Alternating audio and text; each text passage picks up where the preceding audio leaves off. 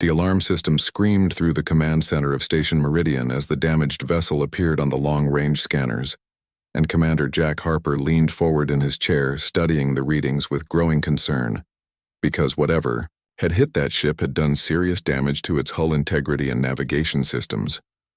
Jack was 42 years old, with gray starting to show in his dark hair and lines around his eyes that came from too many years staring at computer screens in the deep darkness of space, and he had been running this remote trading station for the past 3 years, ever since his life on Earth had fallen apart. The station itself was a massive structure that orbited a gas giant in neutral space, serving as a meeting point for dozens of different species who came to trade goods and information and technology. And Jack had seen just about every kind of alien there was during his time here. His second officer, Lieutenant Amy Chen, stood beside him reading off the data as it came in, and she reported that the vessel was of elven design, which was unusual because the elves rarely ventured this far from their home systems in the galactic north. Jack ordered the docking bay prepared and sent out a medical team on standby because the distress signal indicated they had wounded aboard, and he watched on the main screen as the sleek silver ship limped toward the station, trailing debris from a gash along its port side. The elves were an old species, much older than humans, and they were known for their advanced technology and their mysterious bond with creatures called dragons that most species thought were just legends until the elves proved otherwise. Jack had only met a handful of elves in his career, and each time he had been struck by their otherworldly appearance and the way they seemed to look at humans with a mixture of curiosity and amusement, as if they found humanity's youth both charming and slightly foolish.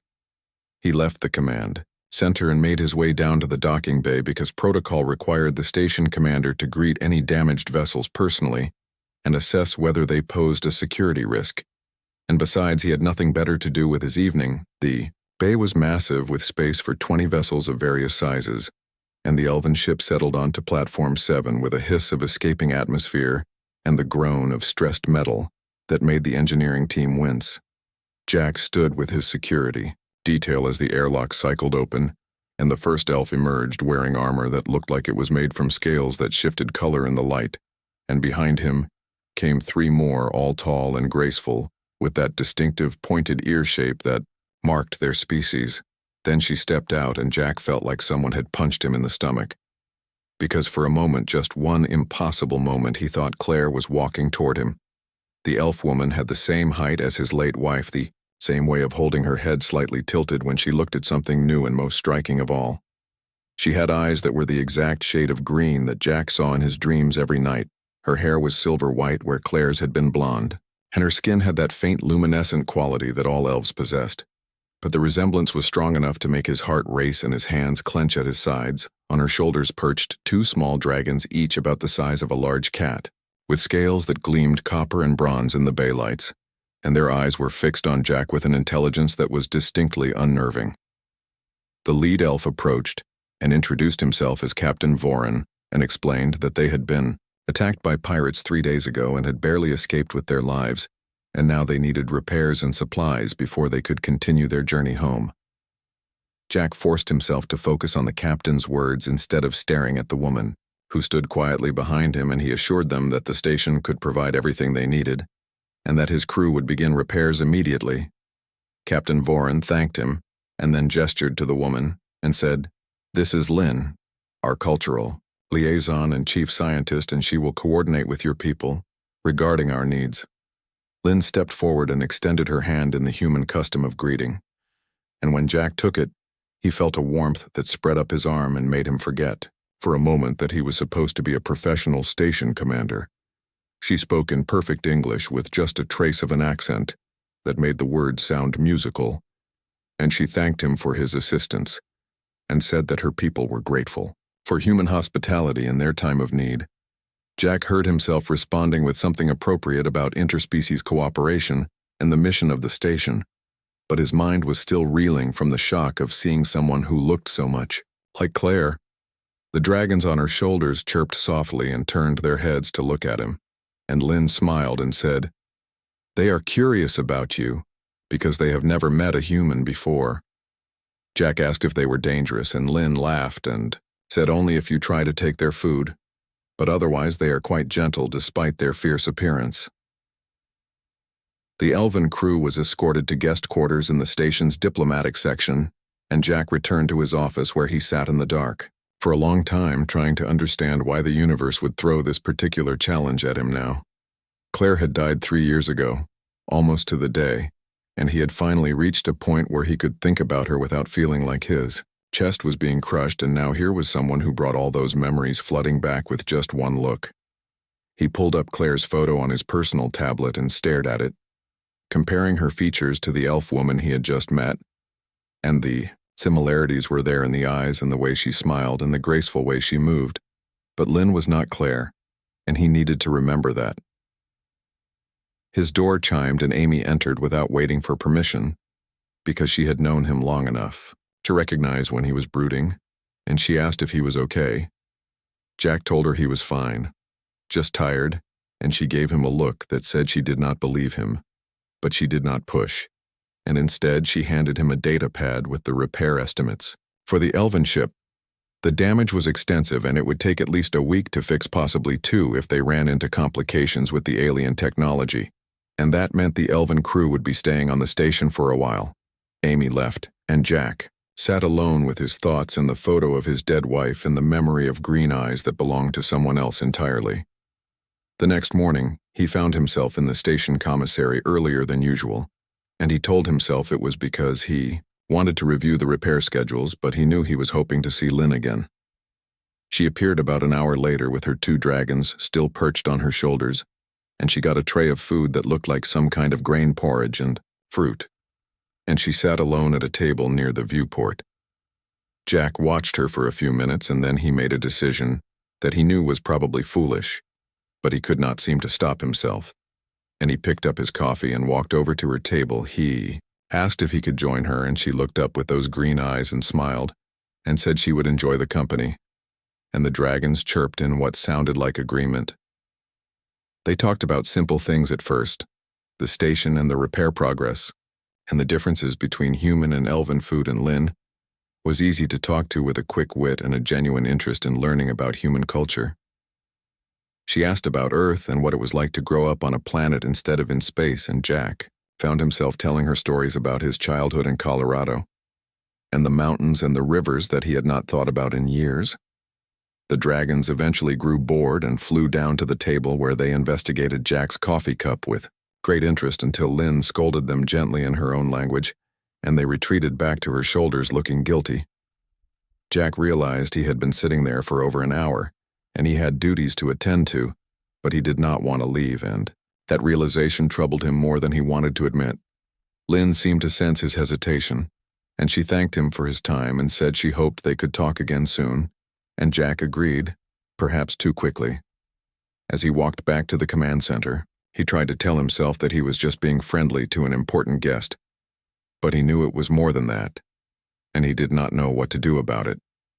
The problem was that Lynn reminded him of everything he had lost, but she also made him feel something he had not felt in 3 years, and that was the possibility that maybe he could be happy again. The repair work on the elven ship progressed slowly, because the technology was more advanced than anything the station crew had worked with before, and Jack found himself spending more time in the docking bay than necessary, watching the engineers puzzle over systems that seemed to operate on principles human science had not yet discovered. Lynn was there most days overseeing the work and answering technical questions, and her dragons would fly around the bay exploring every corner while the crew learned to work around the small creatures who seemed fascinated by everything humans did. Jack noticed that the dragons appeared to communicate with Lynn without words, and she would sometimes stop what she was doing and look at them and then go investigate something they had found, and it was clear the bond between them went deeper than simple pet ownership. On the 3rd day of repairs, Jack invited Lynn to tour the station's botanical gardens, which were his personal pride and joy, because he had spent 2 years building up the collection of plants from different worlds and creating an environment where they could all thrive together. Lynn accepted the invitation, and they walked through the gardens while her dragons flew from plant to plant, chirping excitedly when they found something that smelled interesting or had bright-colored flowers. She was impressed by the variety and asked intelligent questions about how he maintained the different atmospheric conditions each species needed, And Jack found himself enthusiastic as he explained the environmental systems he had designed. They stopped in front of a large tree with silver bark and blue leaves that came from a world in the Andromeda sector, and Lynn reached out to touch the bark gently and said it reminded her of the forests on her homeworld. Jack asked what her planet was like, and Lynn's expression became distant and sad, and she said it was beautiful, with cities that grew from living trees and rivers that sang with the voices of water spirits and mountains where dragons nested in caves filled with crystals. She explained that she had been away from home for 5 years on a scientific expedition, studying other cultures and learning about how different species approached problems of technology and philosophy and social organization. Jack heard the loneliness in her voice, and he understood it because he had felt that same isolation ever since Claire died, and he had thrown himself into work to avoid dealing with the emptiness. He asked if she missed her home, and Lynn nodded and said every day. But the mission was important, and her people needed the knowledge she was gathering. And besides, she had her dragons who were her family, and her companions. The dragons landed on her shoulders and nuzzled against her neck, and she smiled and stroked their scales, and Jack felt a pang of something that might have been jealousy at the obvious affection between them. They continued walking, and eventually sat on a bench near a fountain that recycled water in a continuous loop, and Jack found himself talking about Claire without meaning to. He told Lynn about how they had met during a mission to survey a comet, and how Claire had been a botanist who specialized in extremophile plants, and how she had made him laugh with her terrible jokes about photosynthesis. Lynn listened without interrupting, and when he finished she was quiet for a moment, and then she said that Claire sounded like someone who understood how to find joy in small things, and that was a rare gift. Jack agreed, and he admitted that Lynn reminded him of Claire, in some ways the eyes and the way she moved, and the quiet intelligence, and he apologized if that made her uncomfortable. Lynn reached over and touched his hand briefly and said she was honored by the comparison, and she understood grief because her own partner had died in an accident 4 years ago, and she knew what it was like to feel like part of yourself had been torn away. Jack looked at her in surprise because he had assumed she was alone by choice, and Lynn explained that her partner had been another scientist, and they had been exploring a cave system when the roof collapsed, and by the time help arrived it was too late. She said the dragons had belonged to both of them, and after the death they had bonded solely with her, and they had helped her through the worst of the grief by giving her a reason to keep going when she wanted to give up.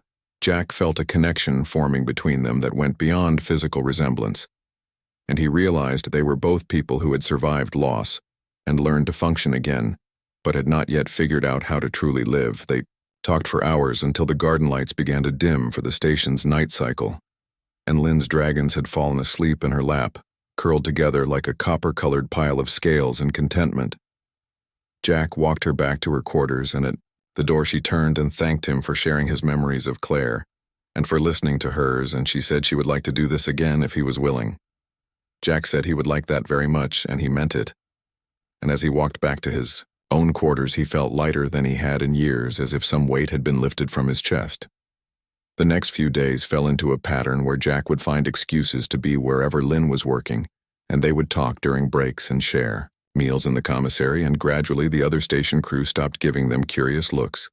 Amy cornered him one evening and asked point blank if he was developing feelings for the elf woman, and Jack did not know how to answer because he was not sure himself. He told Amy that Lynn was interesting and easy to talk to, and Amy rolled her eyes and said she had known him for 6 years, and she could tell when he was falling for someone, and he should be careful not to get hurt. Jack appreciated the concern, but he was tired of being careful and tired of protecting himself from potential pain, and Lynn made him feel alive in a way he had forgotten was possible. The dragons seemed to have adopted him as well, and they would sometimes fly over to him when Lynn was busy and perch on his shoulders and watch whatever he was doing with their bright, intelligent eyes. Lynn explained that dragons were very particular about who they trusted, and the fact that her companions accepted Jack meant they sensed something good in him, and dragons were never wrong about such things. On the 8th day, the repairs hit a complication when the engineering team discovered that a critical component had been damaged beyond their ability to fix, and they would need to order a replacement from the nearest Elven outpost, which was 3 weeks away. Captain Voren was frustrated but resigned, and he told Jack they would need to extend their stay on the station, and he hoped that would not be an inconvenience. Jack assured him it was no problem at all, and he tried not to sound too pleased about the delay, and Amy gave him a knowing look that he chose to ignore. That evening, Jack did something impulsive, and he went to Lynn's quarters and invited her to have dinner in his private rooms instead of the commissary. Lynn looked surprised but pleased, and she agreed and asked what time, and Jack said whenever she was ready. And she smiled and said she would come in. An hour. Jack rushed back to his quarters and cleaned frantically and then stared at his small kitchen, wondering what he could possibly cook that an elf would find edible. He settled on a simple pasta dish with vegetables because it seemed universal enough, and he replicated some wine from the station stores and tried to make his living space look less like a place where someone just slept and worked. Lynn arrived exactly on time with her dragons, and she had changed from her work clothes into a flowing dress that shimmered like starlight, and Jack suddenly felt very underdressed in his casual station uniform. She did not seem to notice, and she looked around his quarters with interest, commenting on the photos he had on the walls and the books on his shelves and the small collection of rocks he had gathered from different planets. They sat down to eat, and the conversation flowed easily as it always did, and Jack found himself relaxing and enjoying the simple pleasure of sharing a meal with someone whose company he genuinely enjoyed. The dragons had curled up on his couch and gone to sleep, which Lynn said was significant because dragons only slept in places where they felt completely safe, and that meant they trusted him deeply. Jack felt absurdly pleased by this information, and he realized that at some point in the past week, he had stopped comparing Lynn to Claire and started seeing her as her own person, with her own story, and her own pain, and her own strength. After dinner, they moved to the couch and talked while the dragons slept between them, and eventually Lynn yawned and said she should go, but she did not move, and neither did Jack. The moment stretched between them full of possibility, and Jack knew he was standing at a crossroads where he could either step back into safety or take a risk on something that might hurt him again. He chose risk, and he reached over and took Lynn's hand, and she did not pull away. The replacement part for the elven ship arrived 2 weeks later, and Jack felt a strange mixture of relief and disappointment, because it meant Lynn would be leaving soon, and he was not ready for that, even though he knew he had no right to ask her to stay. Their relationship had shifted into something deeper after that first dinner, and they spent almost every evening together, sometimes talking for hours, and sometimes just sitting in comfortable silence while the dragons explored Jack's quarters or slept on various pieces of furniture. Lynn had started teaching Jack some of her language, and he was terrible at it, because the elven tongue required sounds that human vocal cords were not designed to make. But she was patient and laughed at his mistakes without making him feel foolish. He had shown her Earth movies from his personal collection, and she was fascinated by human storytelling and the way humans dealt with concepts of love and loss and redemption. And she said, humans were more emotional than elves, but not in a bad way. The dragons had become comfortable enough with Jack that they would sometimes choose to stay with him when Lynn was busy with repair work, and at first this made him nervous because he was not sure what to feed them or how to keep them entertained. Lynn had assured him they could eat almost anything and would let him know what they wanted. And sure enough, the dragons would fly to the replicator and chirp at specific foods until Jack figured out what they were asking for. Amy had noticed the change in Jack, and she commented that he seemed happier than he had been in years, and she was glad he had found someone, even if that someone was an alien who would eventually leave. Jack knew Amy was right about the leaving part, and it bothered him more than he wanted to admit, because he had started to imagine what it would be like if Lynn stayed on the station permanently. He had not brought up the subject, because he did not want to pressure her, and he was afraid of what she might say if he asked, and so he simply enjoyed each day as it came and tried not to think about the future. The replacement part was installed and tested, and Captain Voren announced they would depart in 3 days. Once they had completed final system checks and restocked their supplies, Jack felt sick when he heard the news, and that night when Lynn came to his quarters, he found himself unable to maintain his usual cheerful conversation. She noticed immediately and asked what was wrong, and Jack tried to say it was nothing, but she gave him a look that said she knew he was lying and would wait until he told the truth. Finally, he admitted that he did not want her to leave, and he knew that was selfish because she had her own life and her own mission, But he could not help how he felt Lynn was quiet for a long time, and her dragons sensed the tension, and flew over to perch on Jack's shoulders as if trying to comfort him. And she finally said that she did not want to leave either. She explained that the past 3 weeks had been the happiest she had been since her partner died, and Jack had reminded her that it was possible to connect with someone again and feel something other than grief and duty. But she had obligations to her people and her mission, and she could not simply abandon them because she had developed feelings for a human station commander she had known for less than a month. Jack understood, and he told her he would never ask her to give up her responsibilities, and he knew they had only known each other a short time. But sometimes a short time was enough to recognize something important. They sat together holding hands while the dragons chirped softly, and outside the viewport, stars drifted past in the eternal darkness of space, indifferent to the small dramas of the beings who traveled among them. Lynn asked Jack what he wanted, and he said honestly that he wanted her to stay. But more than that, he wanted her to be happy, and if her happiness meant leaving, then he would accept that. She leaned her head on his shoulder and said she wished things were different, and she wished they had met under circumstances where time and duty were not factors, but they had to work. With reality, not wishes, they spent the next 2 days together as much as possible, and Jack showed her parts of the station she had not seen before, including the observation deck where the view of the gas giant was spectacular. Lynn brought him to the elven ship and showed him around and introduced him to the crew, who treated him with polite curiosity, and her dragons gave him a tour of their nesting area, which was apparently a great honor. On the final evening before departure, Jack suggested they have one last dinner in his quarters, and Lynn agreed, and she arrived wearing the same starlight dress from their first dinner together. Jack had replicated a more elaborate meal this time with multiple courses and dessert, and he had even managed to find some elven wine in the station's diplomatic stores. They ate slowly, savoring each bite and talking about everything except the fact that this was goodbye, and the dragons seemed subdued as if they understood what was happening after dinner. Lynn stood and walked to the viewport, and Jack joined her, and they looked out at the stars together, and she said that space was vast and full of wonders, but also very lonely. Jack agreed, and he put his arm around her, and she leaned into him, and they stood like that for a long time, just breathing together and being present in the moment.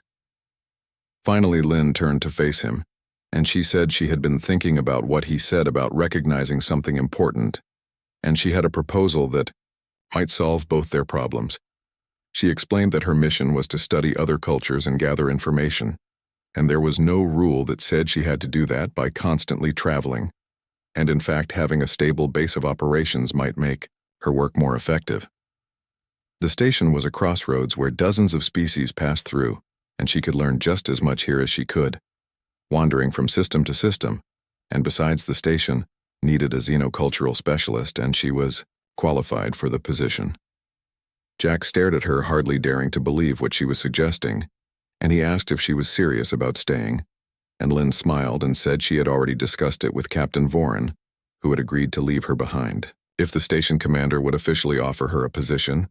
Jack laughed and said he thought he could arrange that, and he pulled her close and kissed her for the first time, and her dragons chirped approvingly from their perch on the couch. Next morning, Captain Voren and the elven crew departed with promises to return in 6 months to check on Lynn and deliver any messages from her homeworld, and Jack stood in the docking bay with Lynn beside him, watching the ship pull away. Amy approached with a datapad and a knowing smile and said she had already prepared Lynn's official employment contract and living quarter assignment, and she had taken the liberty of placing Lynn's quarters right next to Jack's. Jack thanked her, and Amy said she was happy for him, and she hoped he knew what he was getting into because interspecies relationships were complicated, and he told her he was willing to figure it out. Lynn moved her belongings into her new quarters, and her dragons immediately began rearranging everything to suit their preferences, and Jack helped while trying not to laugh at their very specific opinions about furniture placement. That evening they had dinner in the commissary together, officially as station commander and new cultural liaison, and the crew who had been gossiping about them for weeks tried to act like this was not the most interesting thing that had happened on the station in years. Jack caught Amy's eye across the room, and she gave him a thumbs up, and he smiled because he knew she was right to be concerned. But he also knew that some risks were worth taking. Lynn reached across the table and took his hand, and her dragon settled on the bench between them. And Jack realized that for the first time since Claire died, he was not just surviving, he was actually living. He thought about Claire and what she would say if she could see him now, and he knew she would be happy for him, because she had never wanted him to spend his life alone, mourning her. The universe had taken Claire away, but it had also brought Lynn to him, and while nothing could replace what he had lost, he was learning that the heart had room for more than one great love. Lynn squeezed his hand and asked what he was thinking about, and Jack told her the truth that he was thinking about second chances and how grateful he was that she had crashed into his station. She laughed and said it was not a crash, exactly more of a controlled emergency landing, and he said he would remember to make that distinction in the official reports. The dragons chirped and flew up to explore the commissary ceiling, and the other diners watched with fascination, because most of them had never seen dragons up close before. Jack leaned back in his chair and looked at Lynn and her dragons and felt something he had not felt in 3 years, and that was hope for the future, whatever it might bring. The first month with Lynn on the station was an adjustment period for everyone involved, and Jack found himself learning more about elven culture and dragon behavior than he had ever imagined he would need to know. Lynn established an office in the Cultural Affairs section and began cataloging the various species that passed through the station and documenting their customs and traditions and technologies, and she approached the work with an enthusiasm that was infectious. The dragons, whose names Jack learned were Copper and Bronze, had claimed his quarters as their secondary territory, and they would fly back and forth between Lynn's rooms and his at will, regardless of whether the doors were locked, because they had figured out how to work the access panels. Amy found this hilarious and started calling Jack the Dragon Whisperer, which he did not appreciate, but the rest of the crew picked it up, and soon everyone was using the nickname. Jack and Lynn fell into a comfortable routine where they would work during the day and have dinner together most evenings and spend time talking or watching movies or just being together in the quiet way that people who are comfortable with each other can be. The relationship was not without its challenges because there were cultural differences that sometimes caused confusion, and elves approached emotions differently than humans, with more control and less outward expression. Jack was used to talking about his feelings and working through problems verbally, while Lynn preferred to think things through internally before discussing them. And this led to a few misunderstandings in the early weeks. The dragons helped bridge some of these gaps because they were empathic, creatures who could sense emotional states, and they would react when either Jack or Lynn was upset. Even if the other person had not noticed yet, Copper was the more adventurous of the two dragons and was constantly getting into places he should not be, and setting off alarms when he triggered security sensors. And Jack lost count of how many times he had to explain to security that the intruder was just a curious dragon. Bronze was calmer and more thoughtful, and she seemed to have appointed herself as Jack's personal guardian and would follow him around the station when Lynn was busy with her research. The crew adapted to having dragons on the station faster than Jack expected, and soon it was normal to see Copper and Bronze flying through the corridors or perched on consoles in the command center, watching the work with intelligent eyes. Lynn's presence changed the station in other ways too, because her expertise in xenocultural relations made negotiations with visiting species smoother, and she helped prevent several diplomatic incidents that could have escalated into serious problems. Jack found himself relying on her judgment more and more, and the rest of the command staff respected her opinions, and he realized that she had become an essential part of the station's operations in a very short time. 3 months after Lynn had stayed, a delegation of elven ambassadors arrived at the station on their way to Earth for trade negotiations, and they asked to meet with Lynn privately. Jack felt a surge of anxiety, wondering if they had come to take her back, but Lynn assured him that she was not in trouble and the meeting was probably just a formality. She was gone for 4 hours, and when she returned, she looked thoughtful and slightly troubled, and Jack asked what had happened. Lynn explained that the ambassadors had offered her a position in the Elven Diplomatic Corps, working directly with human governments, and it was a prestigious posting that would advance her career significantly. Jack felt his stomach drop because he knew what this meant, and he tried to keep his voice steady when he asked if she was going to take the position. Lynn sat down next to him, and her dragons climbed into her lap, And she said she had told the ambassador she needed time to think about it, because her current work was important, and she had commitments on the station. Jack told her she should not turn down a good opportunity because of him, and she said it was not just because of him, it was also because she had built a life here and she was not sure she wanted to give that up. They talked late into the night about career and duty and personal happiness and all the complicated factors that go into making big life decisions. The dragons fell asleep on the couch between them, and Jack looked at the small creatures who had become such a part of his daily life, and he realized how much he would miss them if Lynn left. In the end, Lynn decided to decline the diplomatic position, and when Jack asked if she was sure, she said that she had learned something important since coming to the station, and that was that success did not always mean climbing higher.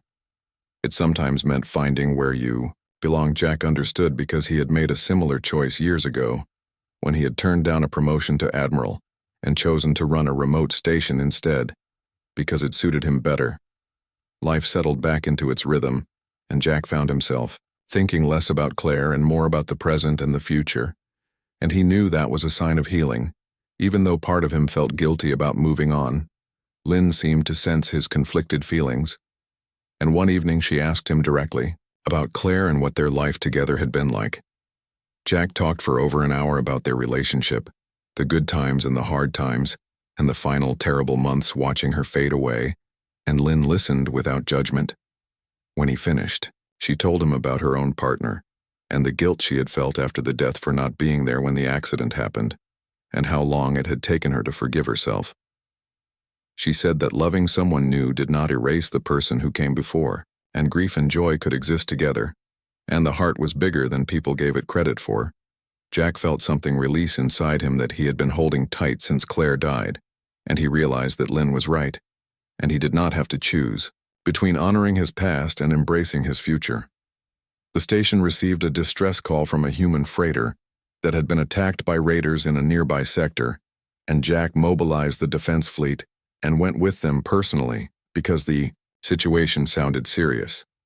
The mission took 3 days and was dangerous and involved a firefight with the raiders who were better armed than expected, and Jack's ship took damage, and he suffered a minor injury when a console exploded near his station. When they returned to the station with the rescued freighter crew, Lynn was waiting in the docking bay, and when she saw the bandage on Jack's arm, her composure cracked, and she pulled him into a tight hug. Her dragons flew around them both, chirping anxiously and checking Jack for injuries. And he realized this was the first time Lynn had shown such open emotion in public. Later in medical, after the doctor had checked him over and confirmed the injury was minor, Lynn told him that when she heard his ship had been damaged, she had felt a terror she had not experienced since her partner died. She said she could not lose someone else she loved, and the words hung in the air between them because it was the first time either of them had used that word. Jack took her hand and said he loved her too, and he promised he would be more careful. And she laughed and said that was what every soldier and explorer said before they went out and did dangerous things anyway. The dragons landed on Jack's shoulders and nuzzled his neck, and Bronze made a sound that was almost like a purr. And Lynn said the dragons loved him too, and that was not something they gave lightly. Jack realized that at some point in the past few months, he had gained not just a partner, but a family, and it was different from what he had with Claire, but it was just as real and just as important. Amy threw a party in the commissary to celebrate the successful rescue mission, and Jack and Lynn attended, and for the first time, Jack felt comfortable showing affection for Lynn in front of the crew. They danced to music from the station's collection, and her dragons flew overhead doing aerial tricks that made everyone laugh and applaud, and Jack thought about how strange and wonderful his life had become. 6 months after Lynn had stayed on the station, Captain Voren returned as promised with messages from her homeworld and supplies, and he requested a private meeting with both Jack and Lynn. They met in Jack's office, and Voren got straight to the point and said that the Elven Council had been impressed with Lynn's work on the station, and they wanted to establish a permanent cultural exchange program with humans.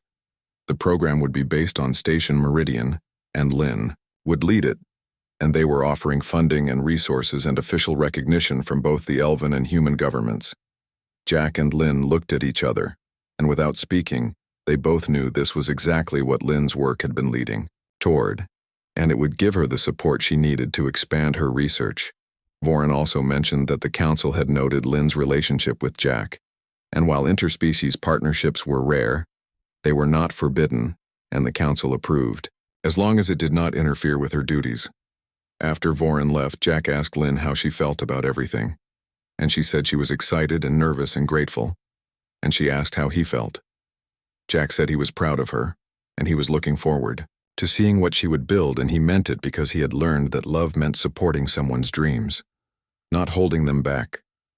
Lynn smiled and her dragons chirped happily, and she said she was glad they had crash-landed at his station, and Jack corrected her again about it being a controlled emergency landing, and she kissed him to make him stop talking.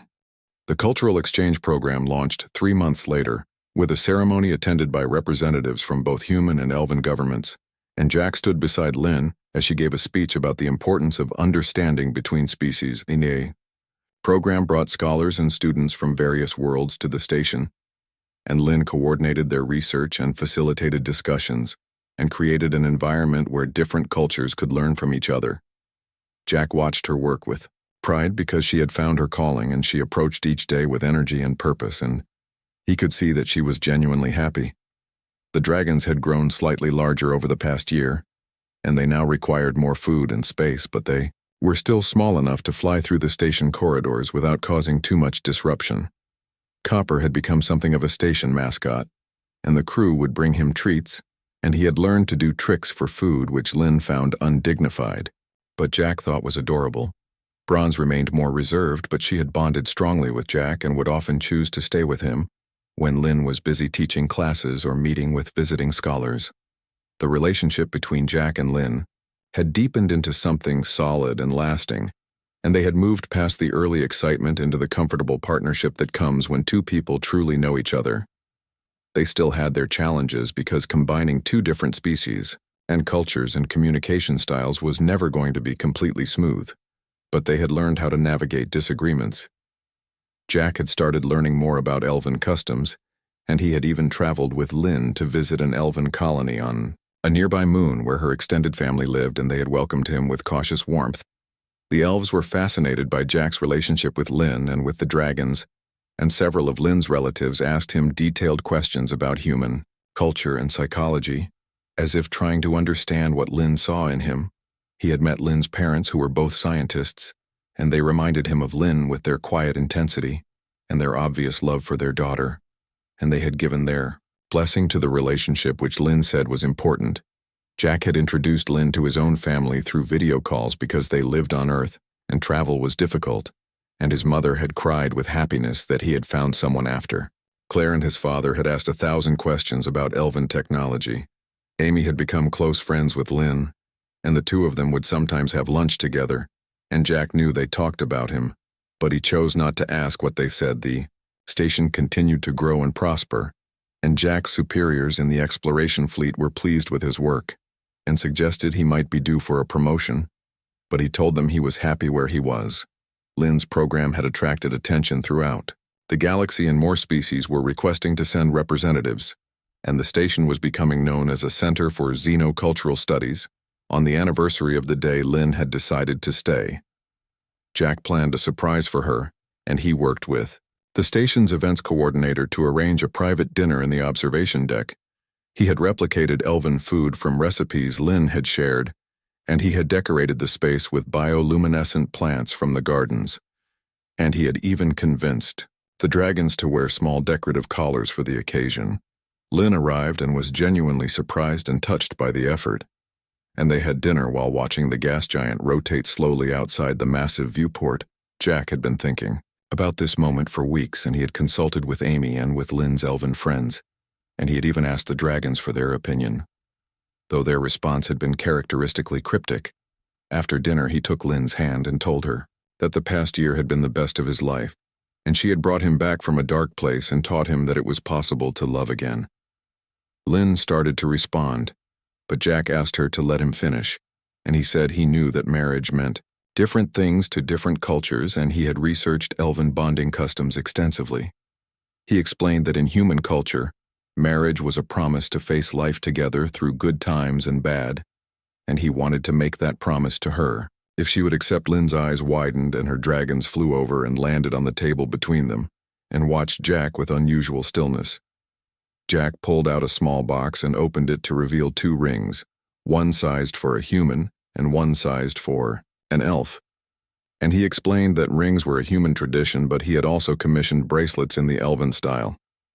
If she preferred, Lynn looked at the rings and then at Jack, and her usual composure cracked and tears ran down her cheeks, and she said yes, she would marry him or bond with him or whatever combination of traditions they decided to create.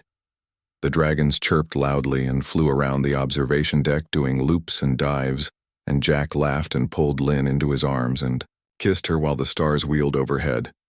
They spent the next hour talking about what a human-elf wedding would look like, and whether they should have 2 ceremonies or one blended ceremony, and where they would live and all the practical details that come with such decisions.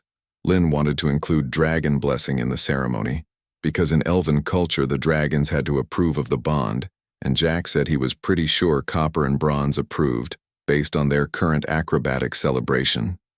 They decided to have the wedding on the station because it was where they had met and where they had built their life together, and they would invite representatives from both their cultures. Amy was thrilled when they told her the news, and she immediately volunteered to help plan everything, and she had so many ideas that Jack and Lynn had to gently redirect her enthusiasm. The announcement spread through the station quickly, and the crew reacted with genuine happiness, because Jack and Lynn had become beloved figures and everyone felt invested in their relationship. Messages of congratulation came from Earth and from the elven homeworld, and from the various alien species who had worked with Lynn through the cultural exchange program. Captain Voren sent a formal message saying the Elven Council was honored by the Union, and they were sending a delegation to attend the ceremony, and they were also sending a gift, though he would not say what it was. The next few months were busy with wedding planning and program expansion and regular station operations, and Jack sometimes felt overwhelmed, but Lynn would remind him to take things one day at a time. The dragons seemed to understand that something important was happening, and they became more protective of both Jack, and Lynn and Bronze would not let Jack out of her sight when he had to travel to other parts of the station. The wedding was planned for the spring by Earth calendar, and they chose a date that held significance in both human and elven cultures, and the station's events team transformed the main hall into something beautiful. Jack's family traveled from Earth, and Lynn's parents came from the elven homeworld, and Amy stood as Jack's best woman, and one of Lynn's colleagues stood for her. The ceremony blended traditions from both cultures with human vows and elven blessings, and the dragons performed a flight ceremony that symbolized the joining of 2 souls. When Jack and Lynn exchanged rings and bracelets, Jack felt Claire's presence, and he knew somehow that she would have approved, and that she would have liked Lynn. The reception lasted long into the station's night cycle, with food and music and dancing from a dozen different worlds and cultures, and Jack had never seen so many species celebrating together in one place. Late in the evening, Jack and Lynn slipped away from the party and went to the observation deck where they had gotten engaged, and they stood together watching the stars. Lynn leaned against him and said she had never imagined when her ship had limped into this station that she would find a home and a partner and a future. Jack said he had never imagined that a damaged elven vessel would bring him back to life, but the universe worked in mysterious ways. The dragons landed on their shoulders, one on each, and Bronze nuzzled Jack's cheek, while Copper did the same to Lynn, and the 4 of them stood together. As a family, Jack thought about the journey that had brought him here, from the loss of Claire to the arrival of Lynn, to this moment of new beginning, and he realized that grief and joy were not opposites, but partners in the dance of life. Lynn asked what he was thinking, and he said he was thinking about second chances, and how grateful he was for every strange twist of fate that had led to this moment. She smiled and took his hand and said that in elven philosophy, there was a concept that translated roughly as the pattern that finds itself, and it meant that some things were meant to be even when they seemed impossible. Jack liked that idea, and he kissed his wife and felt complete in a way he had not felt in years, and he knew that whatever challenges lay ahead, they would face them together. The station continued its slow orbit around the gas giant, and the stars shone cold and distant and indifferent. But on this small outpost of civilization, Two people from different worlds had found each other and built something that transcended the boundaries of species and culture, and that was its own kind of miracle.